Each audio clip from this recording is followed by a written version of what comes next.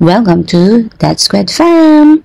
In today's video, papakita ko sa inyo ang experience namin dito sa Clark Airport. First time namin dito at talaga namang nakakamangha ang airport na ito. Sa design pa lang, sa architecture, talagang napakaganda na. Kaya pala ito nanalo sa isa sa pinakamagandang architecture sa buong mundo. Pagdating sa loob, nakalagpas na kami sa immigration officer. Siyempre, kakaba-kaba tayo dyan dahil kahit na paulit-ulit na tayong umaalis ng bansa, di natin may iwasan yung kabahan.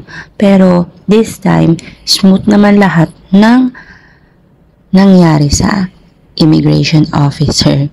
Siyempre, di ba, nakakaba. At eto na nga, di pa nga nakakaalis, nagutom na ang mga kids, kaya kumain muna kami dito sa Tom and Tom's. Hindi yan sponsored.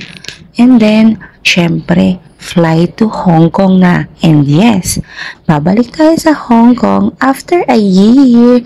So, abangan nyo ang aming Hong Kong vlog dito sa That Squad Fam!